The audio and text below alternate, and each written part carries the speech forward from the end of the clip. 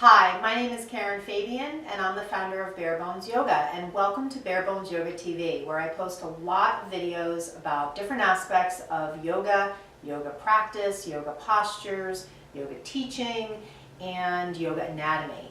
And today I'm going to be breaking down a balancing posture called Half Moon. This is a great pose for opening up the front line of the body, and balance is a skill that's so important, especially as we get older, to keep tuned. It can help us in many activities of daily living, things like stepping out of a car, walking off a curb. I mean, things that you might not think are challenging, but sometimes we're not paying attention and we might trip and fall unless we have a good sense of balance and we're able to right ourselves.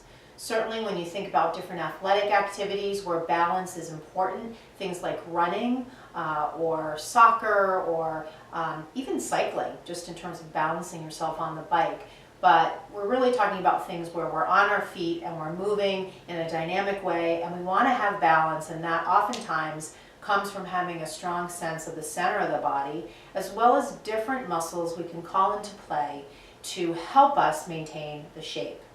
So today in this pose, Half Moon, I'm going to break down the different aspects of the posture, because this is one that when I teach it, I can tell is challenging for students.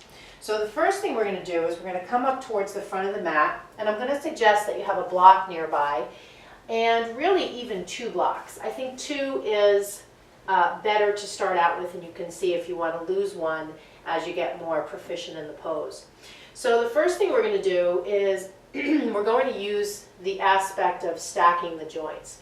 And this refers to aligning the joints. So here you see the hips, the hip joint over the knee, over the ankle. You see that position in just Tadasana, standing up tall, or anatomical position. And this can be really, really important for creating steadiness. If I take my feet wider, I might not be as steady. That might be more focused on flexibility. But as I bring myself more into alignment in terms of hips and knees and ankles, I'm very, very steady.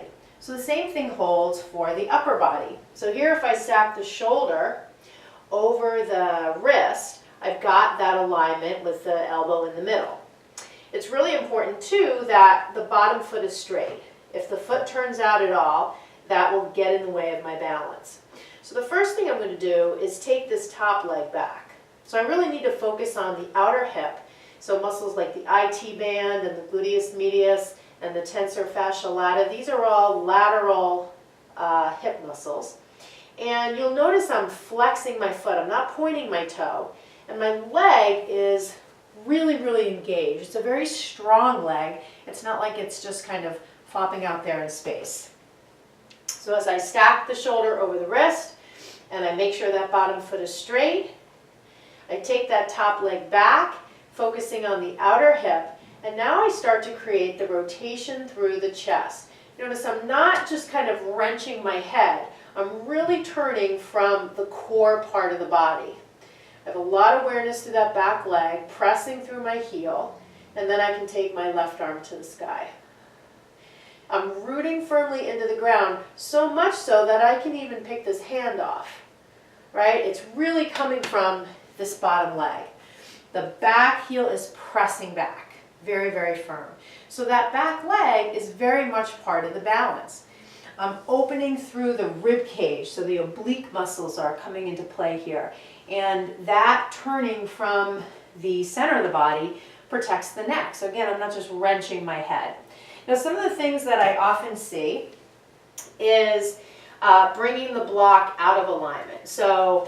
Or not using enough block. So I might see people very low with the block somewhere out of alignment with respect to the shoulder.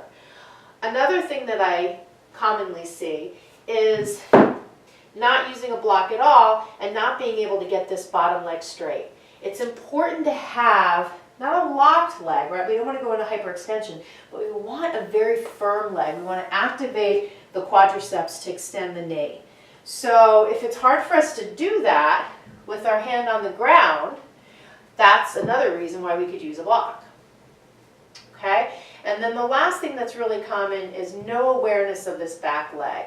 And it can be hard because you can't really see it, right? It's kind of like when you're in Warrior Two, you can't see that back arm. So this calls on our sense of proprioception. How can we affect a limb from a movement perspective, even when we can't see it in space? And so it requires a little bit more kind of tapping in to the nervous system to be able to call on to that limb and bring it into action, even when we can't see it. Now I will show you one variation of this pose that sometimes is done, and that is to bend this top leg.